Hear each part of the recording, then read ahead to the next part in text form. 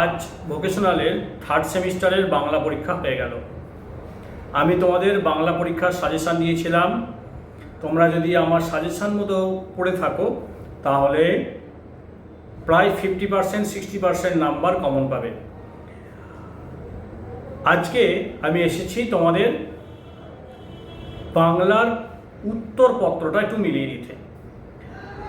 তোমরা তো কোশ্চেন বাড়িতে নিয়ে যেতে পারোনি, কিন্তু নিশ্চয়ই তোমাদের মনে থাকবে কি উত্তর করে গেছো। তোমরা উত্তরটা একটু মিলিয়ে নাও এবং আমাকে কমেন্ট করে জানাও কত পেলে তুমি। তোমরা প্রশ্ন দেখতে পাচ্ছ। প্রথম প্রশ্নটা পড়েছে, প্রার্থনা কবিতায় বসুধারে যা করে রাখা হয়নি। উত্তর হবে সি, খণ্ড ক্ষুদ্র। প্রার্থনা কবিতাটি এটা সনেট বা চতুর্দশপদী কবিতা বলে। 3 নম্বর অপশান, তুমি সব কর্ম চিন্তা আনন্দের নেতা। উদ্ধৃত অংশে তুমি হলেন সৃষ্টিকর্তা। আচ্ছা, 4 নম্বরে, ভারতের সেই ড্যাশ কর জাগরিত স্বর্গে। আমি তোমাদের বলেছিলাম যে প্রার্থনা কবিতাটা থেকে শূন্যস্থান পড়বে, দেখেছো তোমাদের তাই হয়েছে। 5 নম্বরে, দীপ্ত দম্ভে যে যৌবন আমি রাখি খরসান। খরসান শব্দের অর্থ হলো অত্যন্ত ধারালো।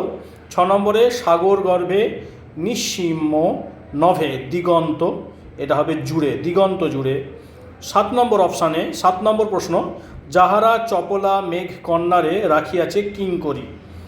এই প্রশ্নটা আমি তোমাদের সাজেশানে বলেছিলাম।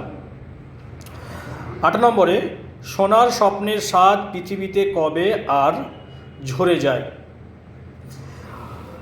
9 নম্বর প্রশ্ন, সেই দিন এই মাঠ কবিতায় নৌকাগুলি এসেছিল চরের খুব কাছে। 10 নম্বর প্রশ্নটি দেখো, সেই দিন এই মাঠ কবিতায় কবি জীবনানন্দ দাশ। মানুষের হিতার্থে তাহা প্রেরণ করিয়াছি। 11 নম্বরে এটি উত্তর হবে কি প্রেরণ করেছে হিতার্থে, সুবর্ণ গোলক বা। 12 নম্বরে, কালীকান্ত চাকরের নাম কি, রামা। এটা তোমাদের সাজেশানে আমি বলেছিলাম। ওরে আমার সোনার চাঁদ উক্তিটি কার, কালীকান্তর স্ত্রীর, কামসুন্দরী। কঙ্কাল গল্পে ঘরের কোণে কি জ্বলছিল, এটা হবে তেলের সেচ। গির্জার ঘড়িতে ঢং ঢং করিয়ে কটা বাজলো, উত্তর হবে 2টো, এটাও আমি বলেছিলাম। কঙ্কাল গল্পে ভূতের কত বছরের যৌবনের কথা বলা হয়েছে, উত্তর হবে 26।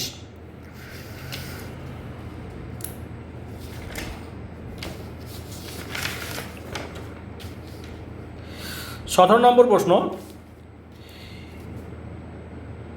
এবার দেশে গিয়ে দেখি। বক্তা হচ্ছে লেখক। গৌরপ্রিয়নের পুরো নাম গৌরচন্দ্র হালদার। এটা তোমাদের সাজেশানে ছিল। হিন্দুস্তানি ব্রাহ্মণের নাম কি, পাঁড়েজি। এটাও আমি তোমাদের সাজেশানে বলেছিলাম। অভিনন্দন সভা বাজারের বড়চাঁদ নিতে বসেছিল বুধবার। আচ্ছা, ভাষার ক্ষুদ্র অর্থপূর্ণ ক্ষুদ্রতম একক হলো ধ্বনি। পার্শ্বিক ব্যঞ্জনধ্বনি কোনটি, ল। আমি বলেছিলাম তোমরা ব্যঞ্জনধ্বনির সব নামগুলো ভালো করে করবে। উপনিহিতি শব্দটির অর্থ পূর্বে স্থাপন, এগুলো করে রাখতে বলেছিলাম আমি। স্বর লোপের একটি উদাহরণ হলো অলাবু থেকে লাউ, এই অপশানটা হবে। হকার লোপের একটি উদাহরণ হলো ফলহার থেকে ফলার। পদ্ম থেকে পদ্ম, এটি কিসের উদাহরণ, এটি সমীভবনের উদাহরণ। ব্যাকরণের সবই তোমাদের কমন পড়েছে। আমি যা ব্যাকরণের সাজেশান করেছিলাম। রাখিয়া, রাইখা, রেখে, এটি কোন ধরনের ধ্বনি পরিবর্তন, এটা অভিশ্রুতি।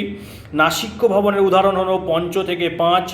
বড় দাদা থেকে বড়দা, এটিও হলো সমাক্ষর লোপ। পিপাসা, এর ব্যুৎপত্তিগত অর্থ, বিয়ের অপশান হবে পা যুক্ত, সংযুক্ত, অযুক্ত আ। বিদযুক্ত মান, এটা সি এর অপশান হবে বিদ্যমান। আচ্ছা, 32 নম্বরেরটা, আদিম শব্দটির মূল অর্থ প্রথম, পরিবর্তিত অর্থ বন্য, এটি শব্দার্থের অবনতি। বাক্য নির্মাণের শর্ত উপরে সবগুলি হবে, এদের সবকটি আসক্তি, যোগ্যতা, আকাঙ্ক্ষা, এটি আমি বলে দিয়েছিলাম। আসক্তিকতার অর্থ নৈকট্য, এটাও সাজেশানে ছিল, এইগুলো একটু দেখে রাখতে বলেছিলাম তোমাদের। আচ্ছা, 35 নম্বর প্রশ্ন, পাখিগুলি বসে কফি পান করছে, বাক্যটিতে কিসের অভাব পরিলক্ষিত হয়? যোগ্যতার পরিলক্ষিত হয়। আমি বলেছিলাম যোগ্যতাহীন বাক্য তোমাকে দেবে, বলবে কিসের অভাব আছে, এটি তোমাদের কমন। আহা কি সুন্দর পাখিটা, এটা আবেগসূচক হবে। একটি কৃত প্রত্যয়ের উদাহরণ দাও। মন্তব্য, আমি বলেছিলাম তোমাদের যে কৃত প্রত্যয়, তদিৎ প্রত্যয়ের উদাহরণ কিছু দেখে রাখবে, দেবে কোন প্রত্যয়, দেখেছো তোমাদের, এটাই রকমভাবেই দিয়েছে। তদিৎ প্রত্যয়ের উদাহরণ কবিয়াল, এটি হবে। আচ্ছা, 39 নম্বর, রমেশ চাকরি পেয়েছে, এটি সরল বাক্য।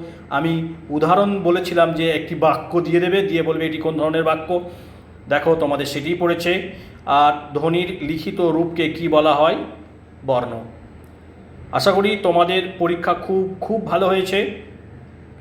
তোমরা উত্তর মিলিয়ে দেখলে বললে কত পাচ্ছ, কমেন্ট করে আমাকে জানাও। আগামী পরীক্ষার জন্য শুভেচ্ছা রইল।